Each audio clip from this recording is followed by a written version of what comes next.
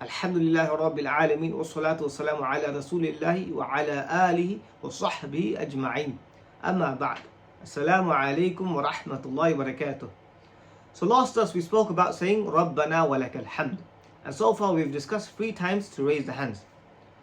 First when we begin the salah, second when you're going into ruku', and the third when getting up from ruku'. Now we are getting to the place when we are going into sujood. Now, do we make raful yadayn when we go into sujood? The answer is no.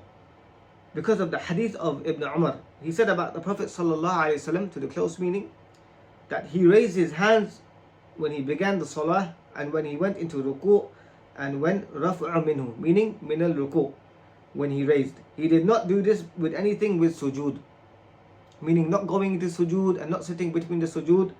With the sujood, there is no rafa'. Now there are some hadith which are am, meaning there is rafa' with every takbir. And some ulama took this to mean that every time you say Allahu Akbar, including when going into sujood, you make the rafa'. But these hadith or this hadith is am. And the hadith about not making rafa' when going into sujood of Ibn Umar is khasan, is specific. Is specifically specify that when going into sujood or getting up from it, or to sit or to go back into sujood, there is no rafa'. So this is clear, and that hadith is am. Imam Ahmad and others took that hadith to mean when someone is qaim, like when you're standing and you say takbir, whether it is al-janaza, and we know in Salatul Janaza when there is takbirat, according to Imam Ahmad and others, you raise the hands. Also in the 2 Eids, when the Imam makes takbir, you raise the hands, and that is the meaning of the hadith, raising raf'a with every takbir. Not when going into sujood. So when going into ruku', there is raf'ul yadayn, you say Allahu Akbar and you go into sujood. Now going into sujood calmly is from the arkan of the salah. So when we get up from sujood, we have to go calmly, in a calm manner. And when we get up from ruku', we have to get up calmly and we have to stand calmly. Now we get to an issue where there is some khilaf. Do we go into sujood putting the knees down first or putting the hands down first? There are 2 opinions amongst the ulama of Islam. The first one is you put your hands down first and then the knees. This is the opinion of the Malikiyah, and also Shaykh Albani rahimahullah took this opinion. There are many dalail, there are many evidences, but the main evidence for this and the most authentic hadith on this subject is the hadith where Prophet ﷺ told Abu Hurairah radiallahu anhu that when one of you goes into sujood, don't go like the camel. Go with your hands before your knees. Now sanadan, this is very strong. The chain of this hadith is very strong. Also, this is supported by the hadith of Ibn Umar radiallahu anhuma, mawquf hadith. The people saw him when he went to sujood, he put his hands first, then his knees. Now the second opinion, which is the opinion of the Jamhur, the opinion of the majority, including the Hanabila, the Shafi'i, the Ahnaf, as in Muqtas al-Quduri and al-Hidayah for the Ahnaf. From the Shafi'i, we can see in the books like al-Majmu'. From the Hanabila, we can look in the book we're studying, al-Umdah, or Zad al-Mustaqni and al-Mughni and al-Kafi. This was the opinion of Shaykh al-Islam Ibn Taymiyyah, that the preferred method is to put the knees before the hands, and also the opinion of Ibn Qayyim al-Jawziyah. Shaykh Uthaymeen also took the opinion to put the knees first. The proof for this opinion, there is one proof from the multiple, more in number ahadith of Prophet ﷺ himself going into sujood, putting his knees first, but all of them have some kalam, meaning some discussions about their authenticity. And even if you take them as authentic, as others have done, such as Ibn Qayyim in Zad al-Ma'ad, but they are not at the level of the hadith where Prophet ﷺ said, don't go into sujood like a camel, the one we mentioned earlier. Then there is the hadith of Umar ibn Khattab, the father of Ibn Umar. He is from the Khulafa. And it's a Sahih hadith that Umar radiallahu anhu used to put his knees before his hands. The main dalil about putting the hands down first is from the hadith of Abu Hurairah radiallahu anhu. Here the Prophet ﷺ is telling the Sahaba, don't go into sujood the way a camel does.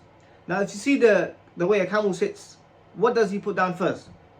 He puts the front legs first, then the back legs.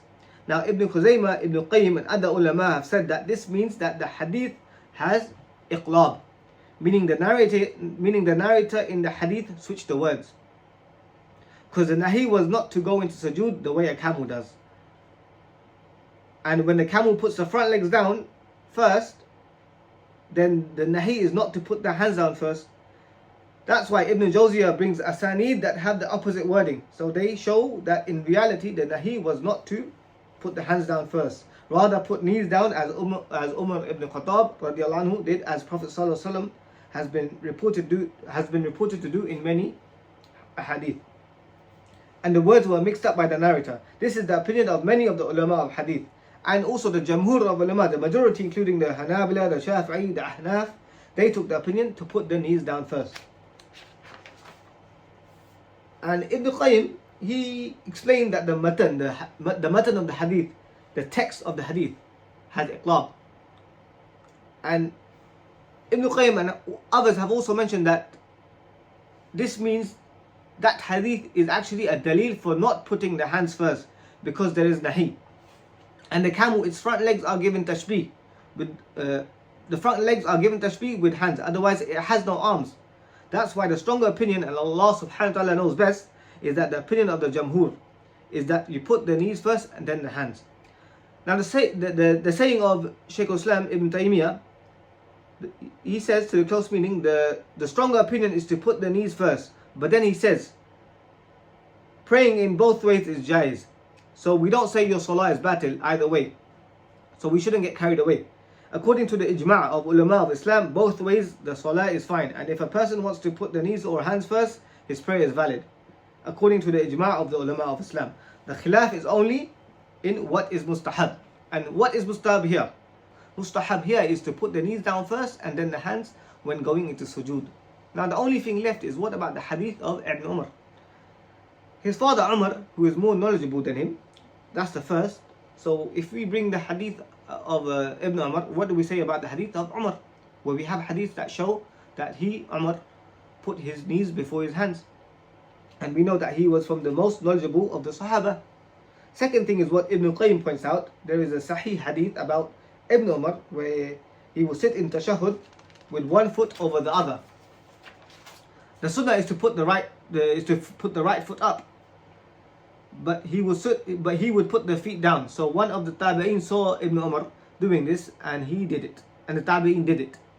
Then Ibn Umar said, "Why did you sit like this? The sunnah is to keep your right foot up when sitting in tashahhud.